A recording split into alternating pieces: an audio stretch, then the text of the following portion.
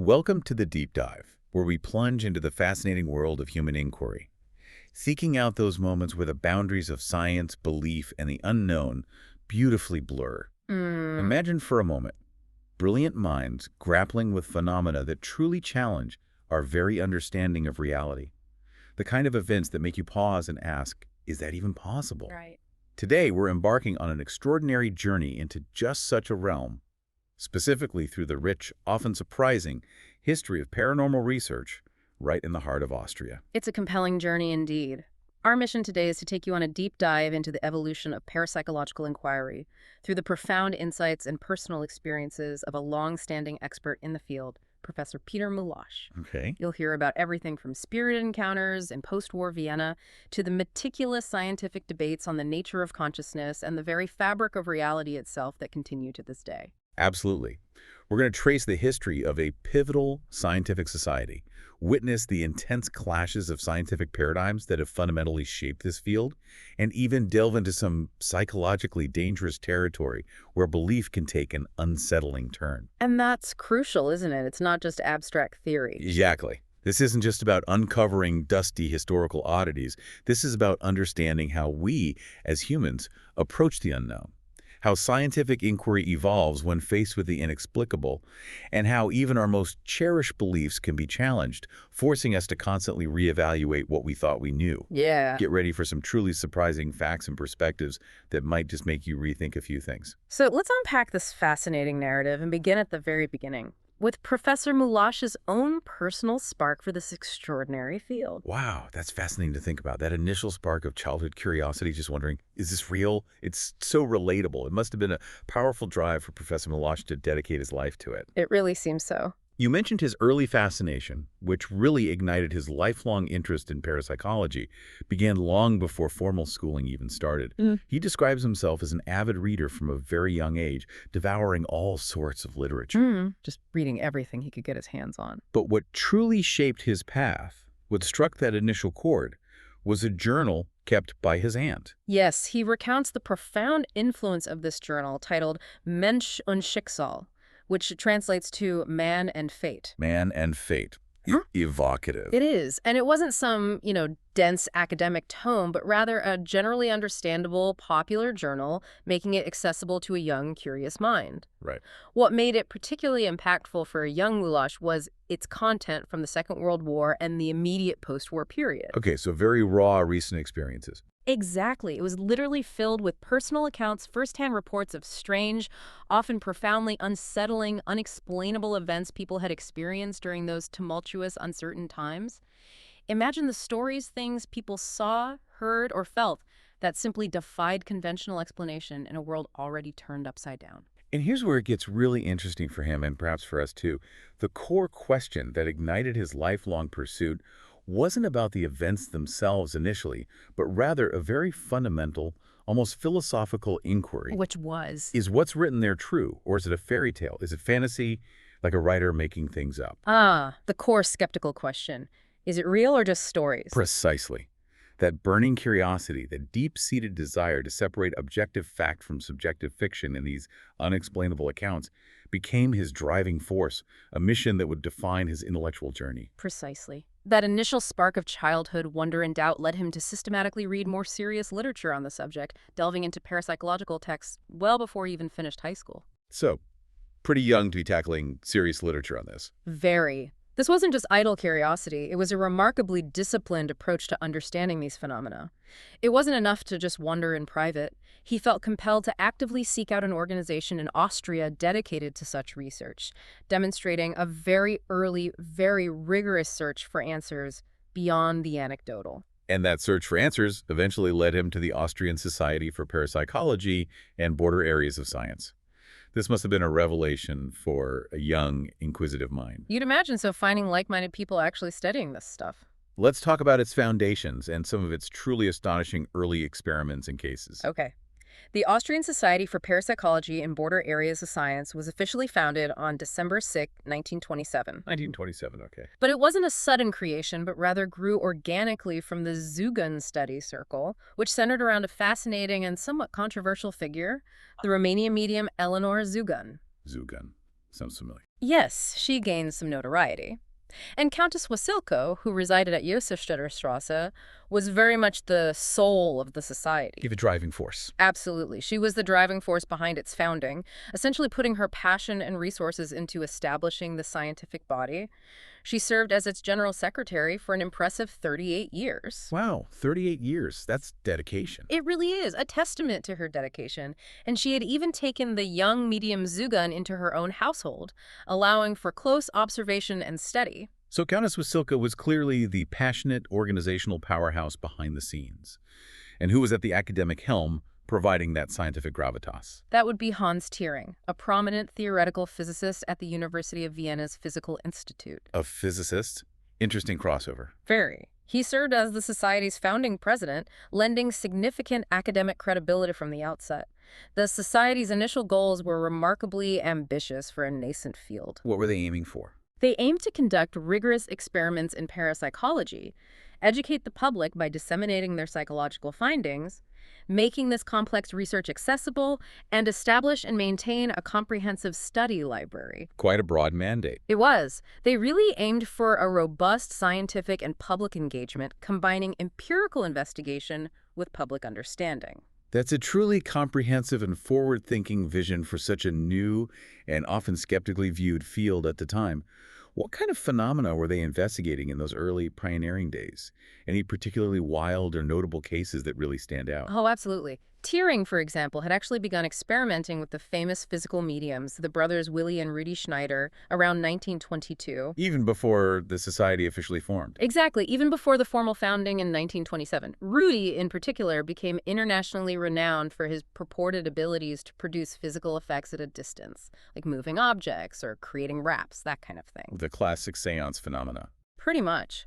But the society also investigated other, perhaps less successful cases.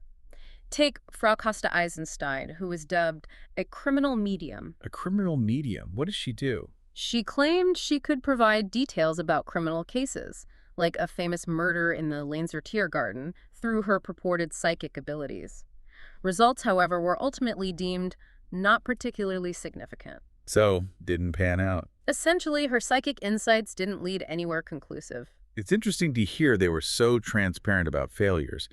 Often in these fields, you only hear about the supposed successes, which can skew perception. That's a really important point. That honesty must have been crucial for their scientific integrity. It was indeed crucial. Professor Mulash actually noted this file drawer effect, the common tendency in research to publish only successful or significant findings while neglecting and filing away insignificant or failed results. Right, you bury the negative data. To the early society's credit, they did make it known when experiments, like those with Frau Costa Eisenstein, were inconclusive or fell flat, contributing to a more balanced, if less sensational, record. Good for them.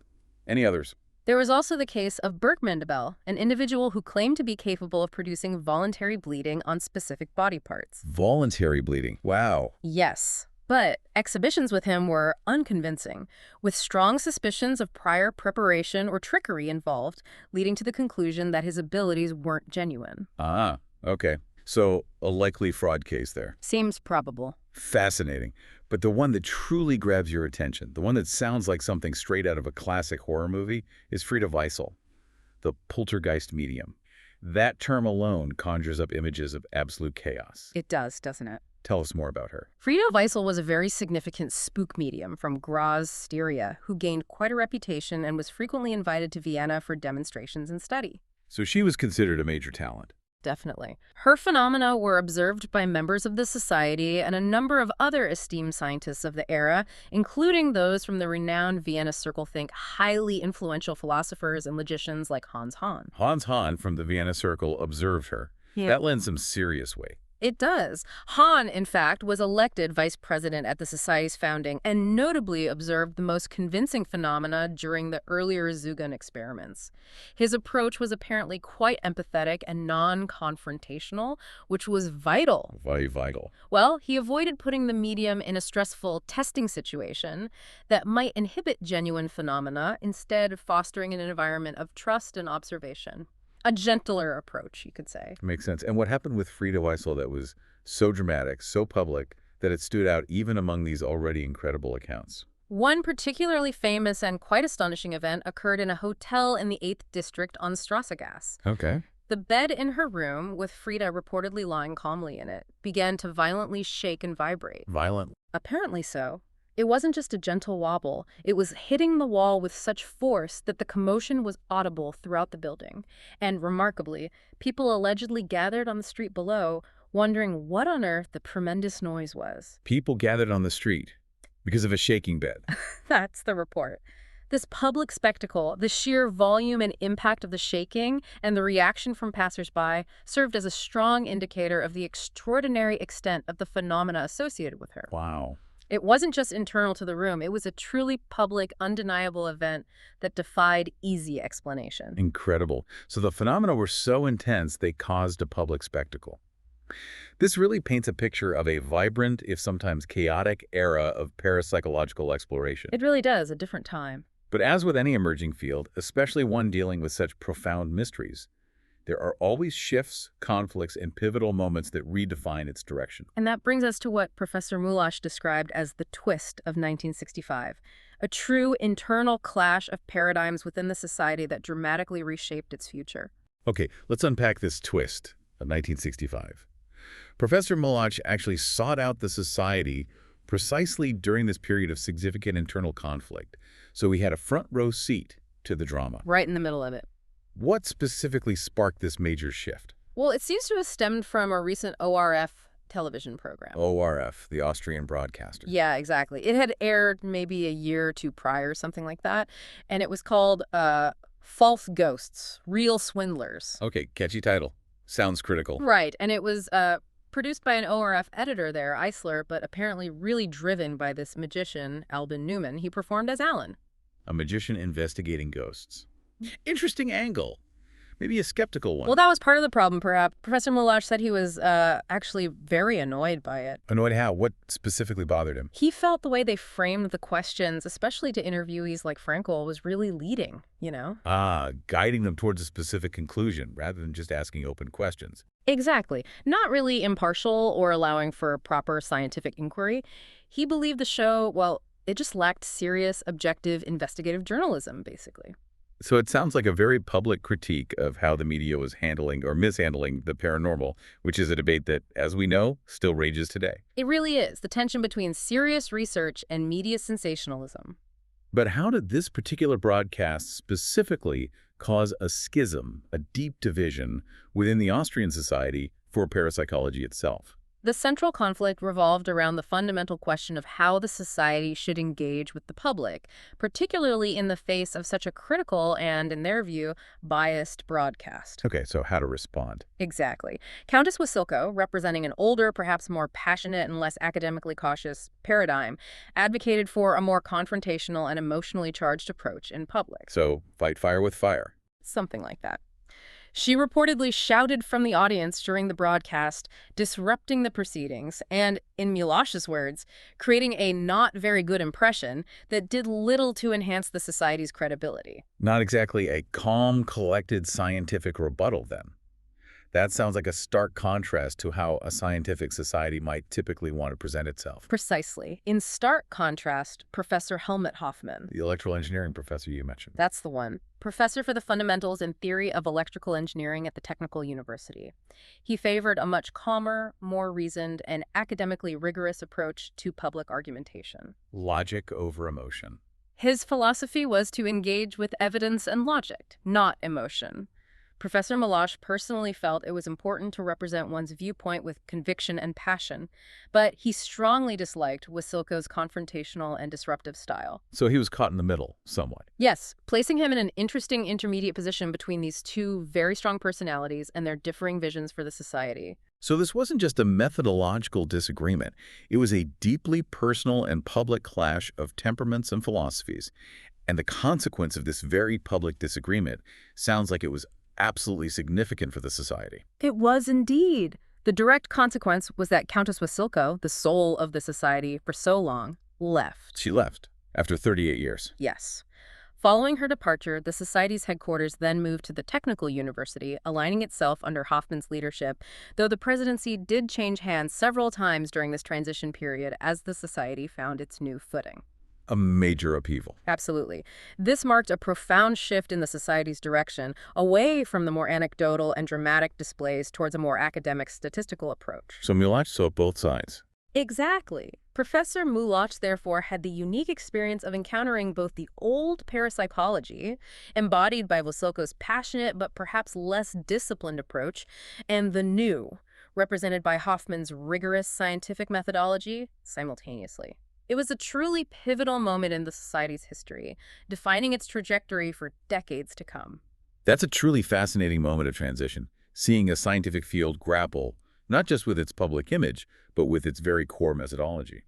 So under Professor Hoffman's leadership, what did this new parapsychology actually look like? How did the scientific approach fundamentally shift? Well, with Hoffman at the helm, the society fully embraced what's known as the Rhine paradigm. The Rhine paradigm, named after J.B. Rhine in the U.S. Exactly. The work done at Duke University, this was a monumental shift. Instead of focusing on a few specially gifted individuals, the older approach that relied on mediums like the Schneiders or Frieda Weichel. The star mediums. Right. The Rhine paradigm emphasized conducting mass experiments and using rigorous statistical analysis to tease out subtle, often barely perceptible effects from the general population. Looking for small effects in large groups. Precisely.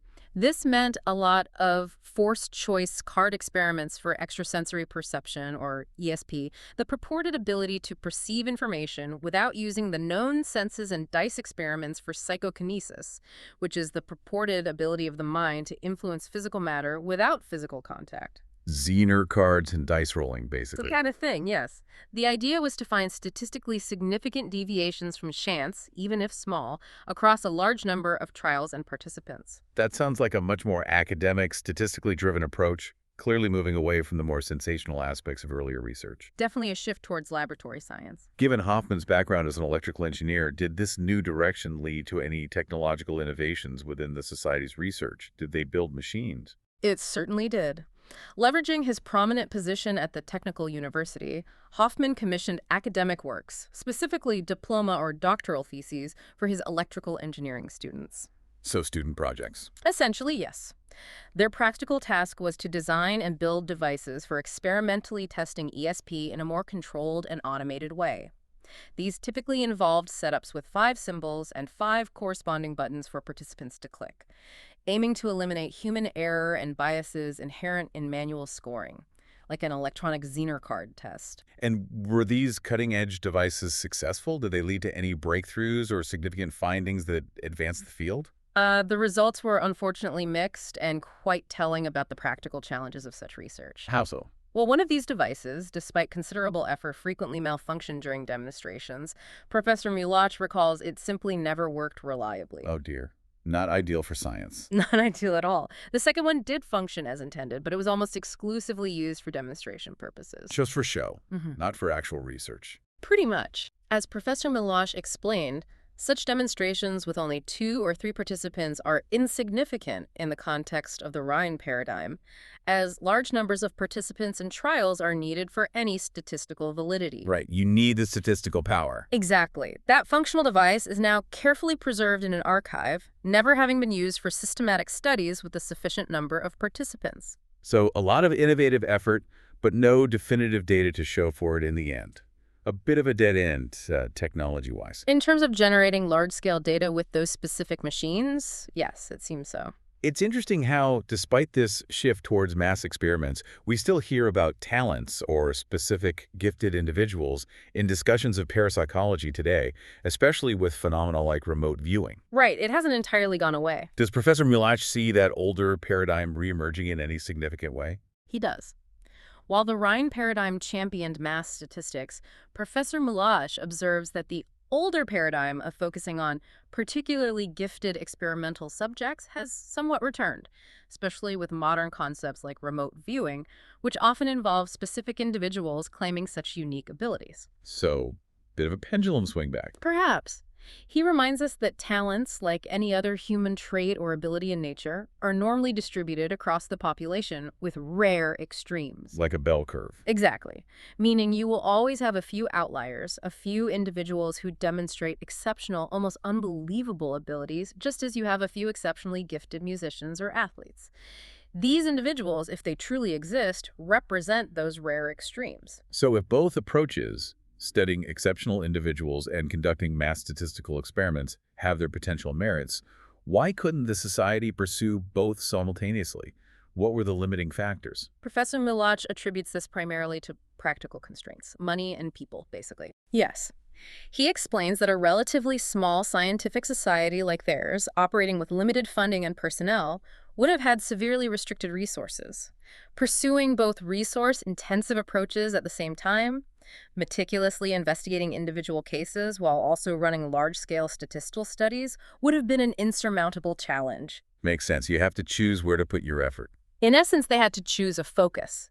He notes that after Hoffman's time, the Society's experimental work largely ceased, with most new initiatives then coming from individual members rather than cooperative society efforts, further indicating resource and organizational limitations.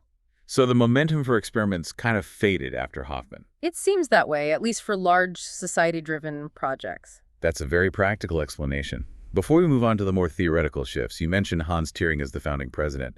Was he still actively involved in the society by the time Milach joined in 1965, or had his role changed significantly? Milach clarifies that Hans Thiering's active, hands-on role as founding president was much earlier, pre-1938. Ah, okay, much earlier. Yes. By 1965, Thiering had long since withdrawn from active involvement in the Society's day-to-day operations. He cited age, his diverse interests, and his nerves as reasons for stepping back. Understandable reasons. However, it's crucial to note that he never renounced his earlier work or his belief in the phenomena he had investigated. He simply withdrew from active participation, remaining a respected, if distant, figure. Okay, so he didn't disavow it, just stepped back. Correct. And how did broader societal changes, particularly thinking back to the tumultuous mid-20th century in Vienna, impact the society's membership and its overall intellectual atmosphere? You mentioned the Golden 20s. That sounds like a very rich period. The composition of the society was drastically changed in 1938 with the annexation of Austria into Nazi Germany. A devastating historical moment. Absolutely. This led to the loss of many brilliant Jewish academics who were forced to emigrate or withdraw from public life. They had previously formed a very high proportion of the society's membership, and their absence created an irreplaceable void. A huge loss of intellectual capital. Immense. Before that, the Golden 20s in Vienna indeed offered a vibrant, highly intellectual, and culturally fertile atmosphere. Professor Milach noted the presence of prominent figures like Hans Hahn, a renowned mathematician and philosopher, a leading member of the famous Vienna Circle. We mentioned him earlier with Frieda Weissel. That's right, who, as we mentioned, was elected vice president at the Society's founding. Hahn was particularly adept at observing the Zugun phenomena with an empathetic, non-intimidating approach, representing the best of the era's intellectual curiosity. It sounds like a rich, intellectually diverse environment that was then profoundly disrupted by historical events. Very much so. And as the world recovered and reshaped itself after the war, did these societal changes also usher in significant theoretical shifts within parapsychology itself? Did the thinking change? Yes, very much so. After the war, there was a noticeable lean towards Carl Gustav Jung's influential theoretical approaches, particularly his concepts of unus mundus and synchronicity. Jung's ideas became more prominent. Yes, unus mundus, literally meaning one world, but in Jungian terms implying a unified underlying psychic reality where mind and matter are intrinsically linked, almost like different facets of the same diamond. A kind of unified field theory for mind and matter. Sort of, yes. Synchronicity, on the other hand, describes the meaningful coincidence of events that lack a direct causal link, but are deeply connected on a symbolic or psychological level. Meaningful coincidences. Right. These concepts became a leading theory in parapsychology at the time, offering a framework to bridge the seemingly disparate realms of inner experience and outer reality. So an attempt to unify the physical and the psychological, to see them as different sides of the same coin. How does that connect to contemporary thinking, and what challenges does it present? Professor Milach connects this Jungian influence to a contemporary concept he calls Janus-headed monism, or what is also known as dual-aspect monism in English. Dual-aspect monism. Okay. The idea here is that the physical and psychological are truly inseparable, two aspects of a single underlying reality, much like the front and back of a sheet of paper. If you cut the paper in half, you simply create new front and back sides. You never truly separate the front from the back. They're inherently linked, always together. Exactly. However, he notes that certain phenomena present profound challenges to this idea. Like what? Things like terminal lucidity, where individuals with severe dementia who may not have recognized their families for years regain complete mental clarity and a coherent speech shortly before death. That's a remarkable phenomenon. It is. And out-of-body experiences, or OBEs, where individuals report perceiving their physical body and surroundings from a detached, elevated perspective. These are particularly difficult to explain within the strictly monistic framework. Why difficult? Because they seem to suggest consciousness functioning independently of a severely damaged or even non-functioning brain, or perceiving from a location outside the physical body. They challenge the idea that mind and body are simply two inseparable sides of the same coin, suggesting a more complex, perhaps even independent relationship. Those are indeed profound challenges. This brings us squarely to a really fundamental question, one that has puzzled thinkers for centuries. The enduring mind-body problem, the Leibseal problem, as Milosh calls it, and intimately connected to it, the ultimate human question of survival after death. Absolutely. Professor Milosh articulates the fundamental problem as the Leibseal problem, the mind-body problem. How many fundamental building blocks does the world truly have? One type of stuff or two. Basically. Is it just the physical, the tangible matter and energy that science describes? Or is the psychic, the realm of consciousness and subjective experience, a separate and distinct building block? And if it's separate? And if so, how do these two, the physical and the psychic, interact? He dismisses intermediary constructions like etheric bodies or astral bodies, often proposed as non-physical but still quasi-material vessels for consciousness, as merely postponing the problem rather than solving it. Just adding another layer without explaining the connection. Exactly. Effectively just adding another layer without addressing the core interaction between the purely physical and the purely mental. So, if we can't truly separate them, and adding layers just complicates things, what's his ultimate conclusion on this age-old dilemma of the mind and body? Does he believe we can ever definitively solve it? His conclusion is a resigned yet, as he puts it, realistic one. We don't know, and we will not know. Ignoramus et ignorabimus. Wow. We do not know and will not know. Precisely. This isn't a statement of nihilism or giving up. Rather, it's an acknowledgement of the inherent, perhaps unbridgeable, limits of our human understanding when it comes to such fundamental existential questions. But he still thinks we should try. Crucially, yes. He emphasizes that this profound uncertainty about ultimate answers doesn't preclude or diminish the importance of continued empirical effort. It's a call to keep exploring, to keep gathering data, even with the humble expectation that those ultimate foundational answers might forever remain just beyond our grasp. That's a very humble, yet incredibly persistent approach, and frankly, a bit of a relief in some ways, isn't it? To acknowledge the limits of our perception, rather than pretending we have all the answers. It allows for continued inquiry without demanding impossible certainty. And this core philosophical dilemma naturally leads to the most popular and enduring parapsychological query of all. What happens to us after death? Indeed. Professor Milosh explains this through what he calls the parapsychological relativity problem, a concept identified by the engineer Grunwald way back in 1925. Relativity problem. How does that work? The problem is this. Any phenomenon interpreted as after-death communication, or ADC, that is, communication purportedly originating from the deceased, can often be explained just as well, albeit sometimes more complexly, by living agent PSI. Okay, so the information could be coming from a living person's mind instead. Exactly. This means the information isn't necessarily coming from a deceased entity, but rather from the psyche of a living person who possessed that information, perhaps subconsciously, or is influencing events psychically. So these two hypotheses, ADC and living agent PSI, essentially relativize each other, as you said, leading to an impasse. It's like having two perfectly plausible yet mutually exclusive explanations for the exact same event. Right. And no clear definitive way to empirically choose between them. It sounds like a fundamental insight into why parapsychology struggles for definitive answers, suggesting that many purported supernatural events might have equally complex but entirely natural human psychological roots. That's a great way to put it.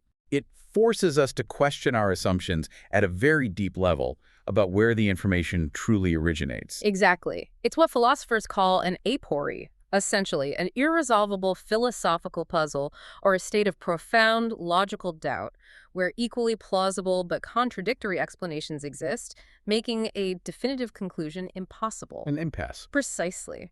This is why Malach remains agnostic on the survival question despite the strong public and scientific interest. The empirical data simply doesn't provide a definitive, unambiguous answer one way or the other. And speaking of survival, near-death experiences, or NDEs, are often cited as powerful, compelling evidence for an afterlife. Professor Malach acknowledges the vast number of NDE reports, citing Jeffrey Long's database, which chronicles thousands of such accounts. Yes, the volume of reports is undeniable. What commonalities does he highlight across these varied experiences, and how does he view them as potential evidence? He notes remarkable common elements across many NDE reports, such as the sensation of traveling through a tunnel, encountering a bright light, reviewing one's life, and having profound encounters with deceased relatives or revered religious figures like Jesus. The classic NDE features. Right. You might find it incredibly interesting that so many people from diverse backgrounds report such strikingly similar experiences, which naturally raises profound questions about whether this is a universal human brain function, a kind of psychological template, or something far more. Brain template versus something else. However, while acknowledging their profound subjective impact, he remains cautious about interpreting them as definitive, objective proof of an afterlife, recognizing the challenge of scientific verification for deeply personal experiences. But there are some NDE cases that are considered the gold standard of evidence, cases where the brain activity should have been completely absent. The Pam Reynolds case is often put forward as one of the strongest. Ah, yes, Pam Reynolds, the brain surgery case. How does Professor Malach address that seemingly irrefutable evidence? The Pam Reynolds case is indeed presented as a very strong piece of evidence for consciousness potentially existing outside the body. During complex brain surgery, the patient's body was cooled to a very low temperature, her heart stopped, and her blood was drained from her brain. Flat EEG, essentially. Theoretically rendering her brain completely inactive, yes. Yet she reportedly had an out-of-body experience during this period and later recounted specific, verifiable details about the operating room procedures and instruments which she couldn't have seen or heard in a normal conscious state. So seemingly impossible knowledge. That's the claim. However, Professor Malach points to a critical analysis by a Dutch neuroscientist, Gerald Worley, who meticulously re-examined the case. And what did Worley find? Worley suggested that based on a precise timing of the operation's various stages and the distinct sounds of the surgical instruments, one cannot be absolutely certain that the brain was entirely non-functional or that all sensory input was blocked during the entire reported OBE. So maybe brief moments of hearing or brain activity. He posited that brief residual brain activity or sensory input at specific moments might explain parts of her recollection. It complicates the picture, certainly. And how did the broader NDE research community react to such a measured scientific criticism of a gold standard case? He contrasts this measured analytical criticism from Worley with the emotional, even shouting reaction of Pim van Lommel, another prominent Dutch NDE researcher, when confronted with Worley's points. Really? Shouting? Apparently so. Malach highlights this as a stark example of how deeply personal and unscientific some responses can be in a field where strong personal beliefs and existential hopes are often heavily invested. That's understandable, I suppose, but not helpful for science. No. It reveals how profoundly difficult it can be to maintain objective scientific discourse when one's own deeply held convictions are challenged by counter-evidence or alternative explanations. That's a stark reminder of the very human element, the psychological resistance to challenging deeply held beliefs, even within scientific inquiry. Now let's turn to another intriguing set of experiments Professor Malach discusses. The Alex Tannis experiment, and something he playfully referred to as a soul trap. Yes, the soul trap. Sounds dramatic. This sounds like something out of science fiction. What was it? Carlos Osis, a researcher now deceased, conducted these fascinating experiments with Alex Tannis, a sensitive individual who has also passed away. Tannis claimed he could deliberately project himself out of body as what he termed Alex 2, which he described as being tennis ball-sized. Tennis ball-sized. A mini-me. Apparently, yes.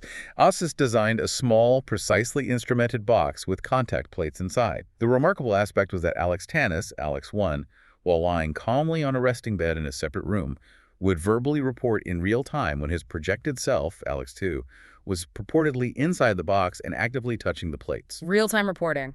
while it was supposedly happening. Yeah. Exactly. And polygraph measurements and other sensors reportedly showed a good correlation between Panis's real-time verbal reports and activity within the box. So Osis interpreted this as direct, experimental proof for the existence of the soul, a form of consciousness that could separate from the body. Yes, precisely. Carlos Osis viewed these experiments as experimental proof for the existence of the soul and the concrete possibility of out-of-body experiences, even going so far as calling his specially designed device a soul trap, implying it could physically detect the presence of a non-physical consciousness. Bold claim.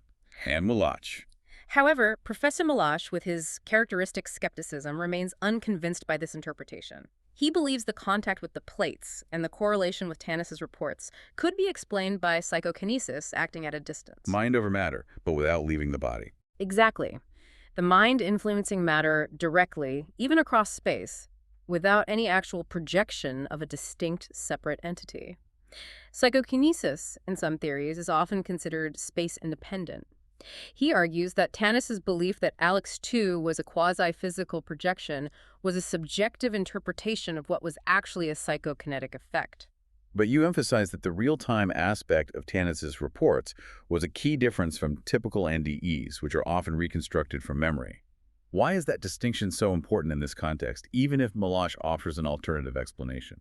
It is crucial because most NDEs are retrospective accounts reconstructed from memory after the fact, which makes them susceptible to memory distortions, confabulation, and the influence of cultural narratives. Right, memory is unreliable. Very. With Alex Tanis, the reports were happening as the alleged projection and contact with the plates were occurring, providing a more immediate, less filtered form of data. This real-time reporting makes the phenomenon itself more compelling, even if its ultimate explanation, whether soul projection or psychokinesis, remains a matter of debate. Okay, so the data is interesting, even if the interpretation is tricky. Nevertheless, Malach's counterinterpretation highlights the fundamental challenge of definitively proving the nature of the phenomenon, even with immediate data. So what does all this, the persistent phenomena, the conflicting explanations, the apories say about the very nature of proof in parapsychology? Does Professor Malach believe that definitive, especially materialistic, proof is ultimately achievable for these kinds of elusive phenomena? His conclusion is quite profound. He believes that finding definitive proof, especially a materialistic one for these phenomena, might actually be impossible. Impossible, wow. He suggests that in science outside of pure mathematics, we often have to be content with our best current guess, which is always subject to revision. For him, proof isn't sought as comfort or a confirmation of a personal belief, but as the crowning achievement of a theoretical edifice, a definitive confirmation of a well-constructed, comprehensive understanding of reality. The final piece of the puzzle. Right. But that ultimate, unambiguous confirmation, particularly for the existence of an independent psychic reality, he feels, remains out of reach for now. It's a very humble, almost philosophical stance within what is often a contentious scientific field. It's a profound thought that even with all our scientific efforts, some questions might simply remain beyond our definitive grasp, forcing us to constantly refine our best current guess. A state of ongoing inquiry. Now, let's shift from the lab and the philosophical debates to the more visceral, spiritual side, exploring how Professor Malach connects mysticism and rituals, even going into the human body, beyond the traditional confines of parapsychological experiments. Indeed. Professor Malach briefly touches on Christian mysticism, but specifically focuses on the psychophysical phenomena associated with stigmata. The bleeding wounds. Yes, the spontaneous appearance of bleeding wounds on the hands, feet, and side, mirroring the crucifixion wounds of Christ. He's less interested in the spiritual or theological aspects here, and more on the remarkable physical manifestation linked to intensely altered psychological and devotional states. Mind-body connection again. And he also delved into Islamic mysticism, specifically Sufism in Syria, which is a vast and ancient tradition. What did he observe there that captured his empirical attention? Sufism, the mystical branch of Islam, is an umbrella term encompassing an incredibly diverse range of practices, some purely abstract and meditative, while others involve very physical and often dramatic manifestations. Like what, for example? He mentions, for example, the Rifai dervishes, known for their seemingly miraculous feats. These can include rituals like lying on the ground while their sheikh rides a horse over them, yet emerging completely unharmed. A horse rides over them, seriously. Yeah. That's the report. Or handling glowing hot objects, like charcoal, without visible harm. Then there are the more widely recognized whirling dervishes, who practice whirling to achieve altered states of consciousness, a ritual that also serves to convey deep spiritual meaning and perhaps induce a collective experience for the audience. But what really caught his personal attention and warranted his close observation were the ritualistic piercings he witnessed in a small Syrian village called Abu Bakr al-Has. Piercings. That sounds intense. It sounds incredibly intense and visually striking. It was indeed. Professor Malach describes personally observing these rituals during an annual festival in Abu Bakr al-Has. Sufi groups, each led by their local sheikhs, would march in a procession, often in a state of heightened fervor. Okay. A sheikh would then take a round skewer, which they called a shees, and use it to pierce the belly region of volunteers. These piercings were often through adipose tissue folds of fat, which would then be pulled up and penetrated. Piercing through fat folds. Yes. The individuals, typically men, would then run a lap with their arms raised, shouting, "Allahu Akbar, God is greatest," before the skewer was ceremonially removed. And what did he observe in terms of the actual physical manifestations during these piercings? Was there blood? Pain?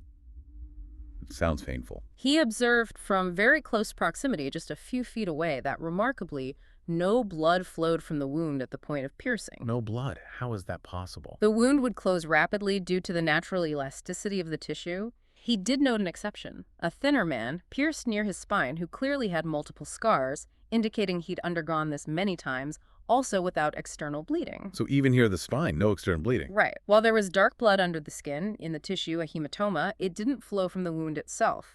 He also noted that other common piercings through cheeks, tongue, or hands used much thinner, knitting needle-sized instruments, which are less invasive. So how did Professor Malach, with his skeptical but empirical stance, interpret these seemingly miraculous events? Did he see divine intervention? Not at all. He believes these are explainable as normal physiological processes, albeit ones performed under extraordinary psychological conditions. Like mind over body again. Pretty much. He draws a direct parallel to Western fakers like Hensk, also known as Mirandajo, who famously performed similar feats, piercing himself with spears and even having water flow through his body without apparent injury or infection. Right, those famous photos. Malach views the believer's interpretation of these events as divine grace or miraculous intervention as a self-deception or misinterpretation. He emphasizes that while impressive, these physical outcomes are not supernatural, but rather demonstrate the body's remarkable capacity for resilience and self-control, particularly when influenced by belief and ritual. And despite the intense nature of the ritual, what was the conscious state of the participants? Were they in some kind of trance or altered state or fully aware? This is another fascinating detail that supports his physiological interpretation. Despite the intense ritual and the piercing, the participants appeared to be in their normal state of consciousness, not an ecstatic state or deep trance. Really, just normal consciousness while being pierced. They were seemingly fully aware, engaged, and in control, which is quite remarkable given the circumstances. That's a fascinating detail, further supporting his physiological interpretation and challenging common assumptions about such rituals. What about the broader political and social context surrounding these Sufi groups in Syria at the time? Was this an openly practiced tradition? Not entirely, which adds another layer of intriguing. Sufi groups were generally viewed with suspicion by the official secular Syrian government, especially in the more urban centers like Damascus. And why suspicion? Their devotional practices were seen as potentially subversive or at least outside official state control. To reach the rural festival from Damascus, Professor Malach described a cloak and dagger journey involving multiple clandestine car changes to avoid detection by authorities. Wow. Secret trips to a religious festival. In the countryside, however, the situation was different. People arrived openly on overloaded trucks, highlighting a significant cultural and political divide. Photographs of such piercing events were displayed quite openly in Aleppo, a more religiously conservative city, but never in Damascus, the secular capital. He also mentioned experiencing the sheer danger of immense crowds, a very real physical threat amidst the spiritual fervor. Yes. He vividly recounted the immense, almost overwhelming crowd at the circumambulation around the saint's tomb, experiencing the very real danger of being trampled. Like the Hajj tragedies. He likened it to tragic incidents that have occurred during the Hajj pilgrimage in Mecca, where stampedes have claimed lives.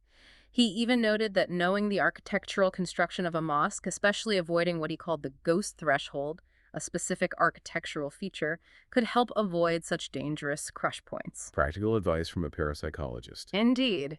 And then something quite personal happened. A young boy, freshly pierced, offered to pierce Professor Moloch himself. That must have been a moment of high tension. Indeed. A young boy, perhaps feeling empowered by his own recent participation, offered to pierce Moloch's neck with one of the knitting needle-thin skewers. His neck. Yikes. What did he do? Moloch politely but firmly declined, primarily due to a very practical and understandable fear of infection, particularly in that environment. Smart move. But he also had a secondary, more subtle concern.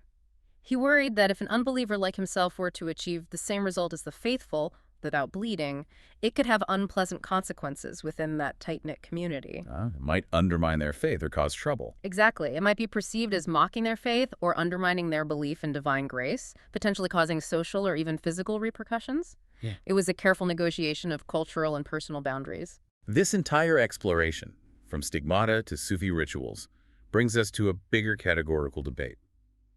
The difference between wonders and phenomena. How does the Church, for example, approach miracles compared to how parapsychology approaches phenomena? Is there common ground in their investigative rigor? He notes that the Church, when investigating purported miracles, such as Marian apparitions or inexplicable healings, employs a surprisingly rigorous process that is strikingly similar to the scientific methodology of parapsychology. Really? Like peer review for miracles? Almost. They first meticulously gather evidence, consult experts, and critically rule out all natural explanations or any possibility of fraud, deception, or even mental illness. Exhaust all other options first. Exactly. Only then, if all natural and human explanations are thoroughly exhausted and excluded, do they consider declaring something a miracle. Moloch quotes the influential early church father Augustine, who famously stated that miracles do not occur against nature, but only against what we know of nature. Acknowledging the limits of our knowledge. Precisely. Acknowledging the inherent limits of human knowledge. So in essence, both the Church and parapsychology, in their most rigorous forms, are engaged in a process of seeking understanding, with miracles often being phenomena we simply don't yet understand, rather than a breaking of natural laws. That's a very clear and profound way to put it. Making a miracle, not something supernatural but yet to be understood. It really frames the continuous human quest for knowledge, whether through science or faith, as an ongoing expansion of our understanding of reality. Which naturally leads us to look at the current state of the field. What does Professor Moloch see when he looks at modern parapsychology today?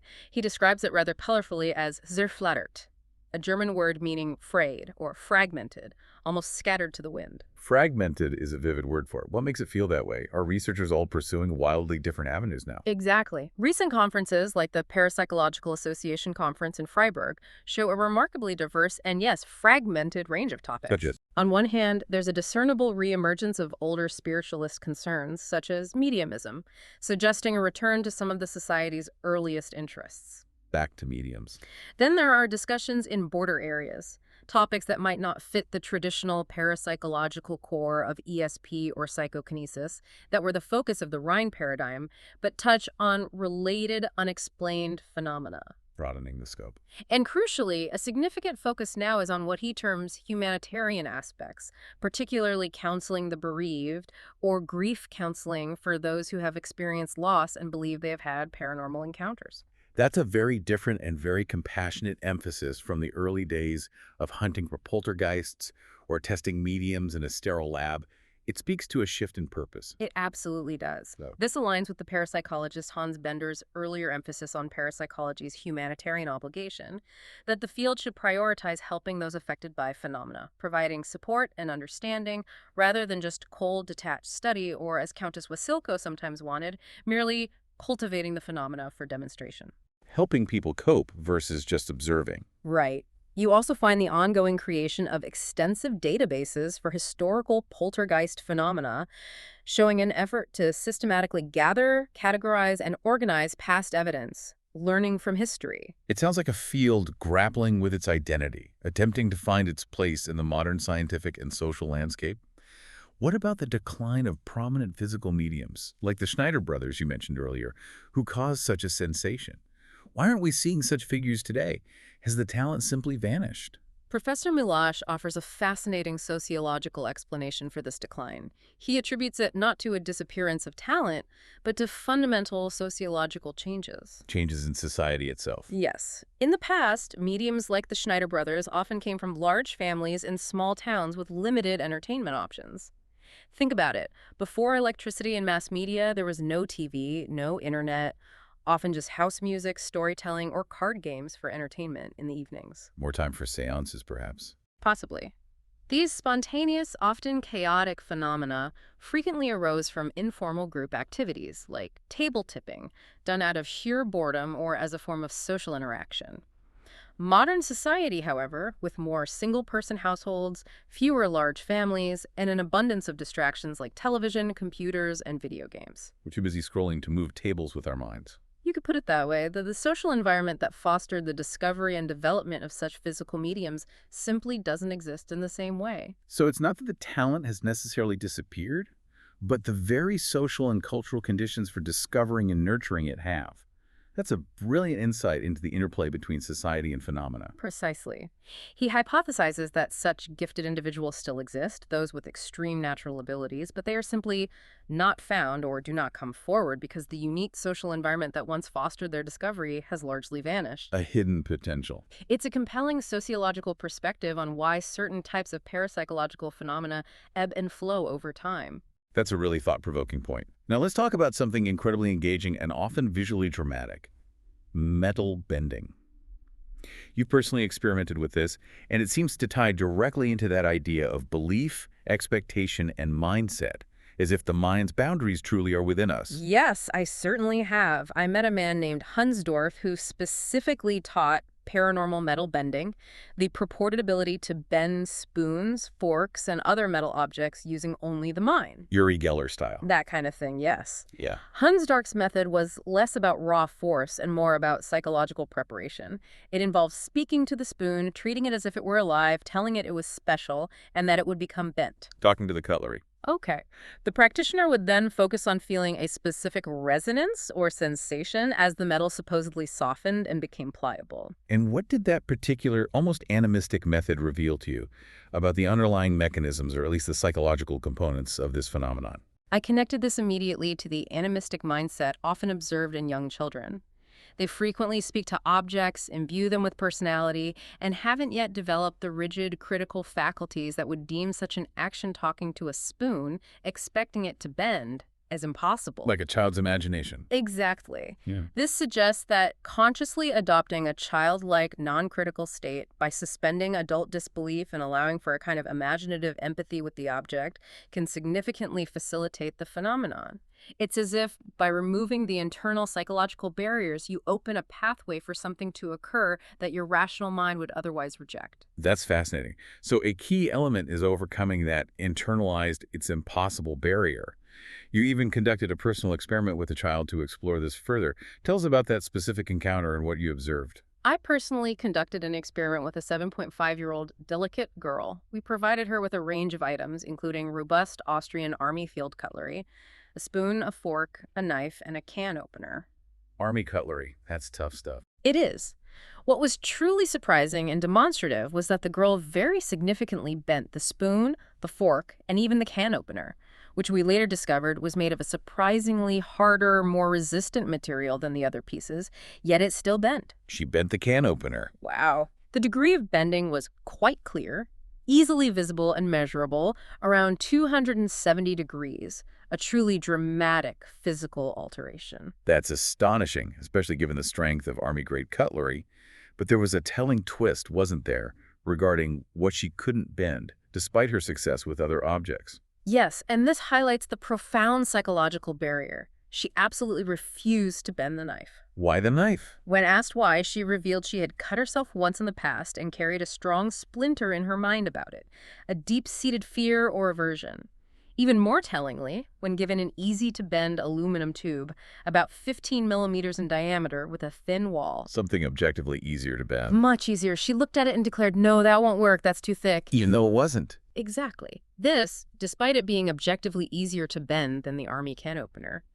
This clearly demonstrated that the psychological resistance and what a person believes is possible or impossible, her conviction that the boundaries are within us, can be far more influential than the actual material strength or physical properties of the object itself. Her belief about what was possible utterly overrode the physical reality. That's incredible. It really was a stark demonstration. That's a powerful illustration of the mind's profound and sometimes limiting influence over even seemingly external phenomena.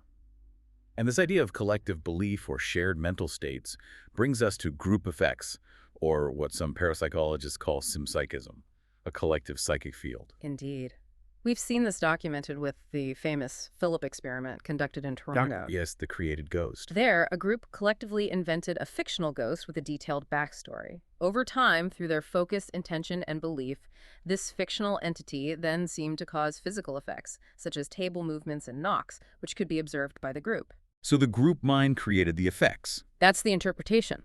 This is a classic example of sympsychism, a collective psychic field or group mind generating physical effects, rather than an external entity. And your own society attempted something similar, what you called a do-it-yourself ghost experiment. What happened there, and did it yield similar results? We did. A private group of society members, myself included, attempted our own do-it-yourself ghost experiment. We collectively invented a fictional Templar knight named Jorg, giving him a very specific, detailed backstory. Born in a particular Austrian village, blonde, blue-eyed, participated in the Crusades, and so on. Creating Jorg the Templar. Okay. We then communicated with Jorg through classic table tipping and knocks, enriching his biography with more and more details. For instance, he'd been wounded 3 times, and despite his vows, he'd had contact with women. It started as a genuinely collaborative, creative exercise. That sounds like a fascinating, even playful creative exercise. But this collective fiction took a deeply unsettling, even dangerous turn, didn't it? It absolutely did. The problem arose when a participating couple, deeply invested in the experience, then started communicating with Jorg independently at home via automatic writing. Oh dear. They took Jorg home with them. Metaphorically, yes. Where one's hand supposedly writes messages from an external entity. They became convinced that Jorg was not merely a group creation, a fictional construct, but a real entity from the afterlife who had specifically sought them out. They thought Jorg was real. Completely. They believed their group ritual had simply facilitated his manifestation, making him tangible and accessible. We, the rest of the group, tried desperately to explain to the couple that Jorg was fictional, a collective creation of our minds, but they absolutely refused to accept it. They wouldn't let go of the idea. They had become completely drifted off from reality, losing their bodenhaftung, their grounding, and eventually even published books about their ongoing contact with this entity. So they completely lost their grounding, their bodenhaftung, as you called it, and the fiction became their reality. What were the consequences for your group and for them? This deeply unsettling turn led the group to disband, as we felt we could no longer responsibly continue. The couple had lost grounding and entered a clear dependency on this automatic writing and their perceived contact with Jorg. A psychological dependency. Yes, demonstrating the very significant psychological dangers of unchecked belief, of allowing a created fiction to take on a life of its own in someone's mind, leading to a break from shared reality. It was a profound and cautionary lesson in the power of the human psyche to create its own truth. That's a truly powerful and cautionary tale about the fragile nature of perception and belief, and the potential for collective imagination to become something intensely personal and unshakable. Professor Malash, you quote the German philosopher Konstantin Oesterreich, who was active in interwar parapsychology, on the most shattering fact for spiritual life: the realization of error. A powerful quote. How does that profound statement apply to these experiences and to the field of parapsychology itself? Oesterreich famously said, "The realization of error is the most shattering fact for spiritual life." This highlights the incredibly deep psychological impact when one's firmly held convictions, especially those that provide meaning or comfort, are proven wrong. It rocks your world. Completely. It's something that can be incredibly difficult for individuals to accept, and even for academics it's a challenge, often due to what we call investment protection, the immense amount of time, effort, and even personal identity invested in a belief or a theory.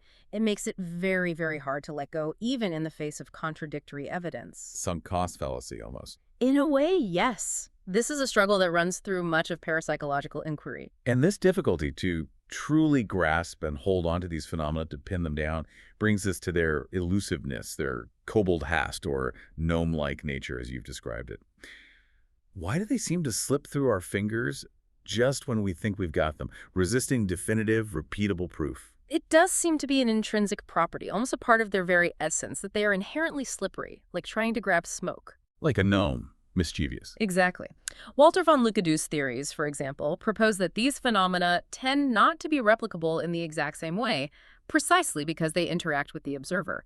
He theorizes about a matrix or an akasha field, a kind of universal information field that reacts to observation and intention. The observer effect writ large. Something like that. This interaction, he suggests, leads to a wearing-off effect, much like a favorite concert that loses its magic when heard too often. However, while I acknowledge this wearing-off or habituation effect, I have reservations about Lükadu's strict lawfulness, citing counterexamples like the replicated metal bending effect. So maybe not an absolute law, but a tendency. Perhaps. The truth, I believe, lies somewhere in that elusive interaction. It's complicated. It also sounds like beyond the scientific and psychological challenges, there's a very real professional risk in engaging with this field, even today. Absolutely. I recall an anecdote about a physicist, a brilliant mind, who possessed the ability to bend metal but explicitly refused to research it formally or demonstrate it publicly within an academic context. Why not? His reason was blunt. He didn't want to ruin his career. Wow. Still that much stigma. It illustrates the ongoing stigma, the potential for ridicule, and the very real professional consequences that still exist for academics who openly engage with parapsychology, even when they witness phenomena firsthand. It's a field that, despite a century of inquiry, still carries a heavy weight of skepticism and resistance within mainstream science. It seems despite all the progress in other scientific fields, parapsychology still carries a heavy weight of skepticism and even career risk for those who dare to explore its questions. So as we look to the road ahead, Professor Miloch, what's your ultimate perspective on this persistent human quest for the unknown, for these borderlands of science and consciousness? I reflect on the inherent difficulty of establishing absolute truth outside of the pure abstract realm of mathematics. In empirical science, what we often have are our best current guesses, always open to refinement and revision. Science as approximation. Exactly. Even if I am very skeptical with regard to ultimate progress toward definitive, universally accepted answers to all these profound questions, the mind-body problem, survival after death, the nature of these phenomena, I nevertheless believe that it is absolutely important to continue empirical work. Keep pushing even without guaranteed answers. Yes. The slippery, gnome-like nature of phenomena seems to be an intrinsic property, a part of their very essence. They resist being easily captured and replicated, which makes the work both frustrating and endlessly intriguing. So the core debate, the fundamental question remains. Are these extraordinary effects simply about undiscovered, subtle properties of materials waiting for science to fully uncover them? New physics, perhaps? Or does the psyche, human consciousness itself, truly act upon matter in ways we don't yet comprehend, challenging our very understanding of the physical world? Precisely. That's the crux of it. And who knows what breakthroughs might lie ahead, or if entirely new paradigms will emerge, just as they have throughout history, completely reshaping our understanding of this fascinating borderland of science and consciousness. I can only guess. The journey of inquiry, however challenging, however elusive the answers, must continue. It's an essential part of what it means to be human, to question, to explore, and to push the boundaries of our knowledge. And what an incredible journey it has been. We've journeyed through nearly a century of Austrian parapsychological research, from the foundational figures like Countess Wasilko and Hans Thiering, and the initial astonishing experiments of the 1920s with mediums like Frida Weissel. The shaking bed. Right. Through the intense intellectual conflicts of the 1960s under Professor Hoffman, to the philosophical and psychological complexities of today. We've explored phenomena ranging from violent table tipping and poltergeists to the profound questions posed by near-death experiences, the controversy of the Pam Reynolds case, the Alex Tannis soul trap, and the mind's incredible influence demonstrated through metal bending. A real tour through the strange and unexplained. All the while, we've grappled with the fundamental questions of mind, body, and the elusive nature of definitive proof. We're incredibly grateful to Professor Peter Malach for sharing his deep experience, his nuanced perspective, and his decades of first-hand observation, offering us a rare and invaluable glimpse into the persistent human quest to understand the inexplicable. Truly invaluable insights. His insights remind us of the continuous evolution of scientific inquiry, even in the face of profound mystery and the inherent limitations of our current understanding. This deep dive truly reveals that the biggest questions aren't just out there in the phenomena themselves, waiting to be discovered and dissected by science, but often right here, within us, in our beliefs, our expectations, and our very definition of what is possible. The internal landscape. How much of what we label paranormal might simply be a reflection of the normal boundaries and limitations we draw in our own minds, waiting for us to question them? Keep exploring, keep questioning, and until next time, stay curious.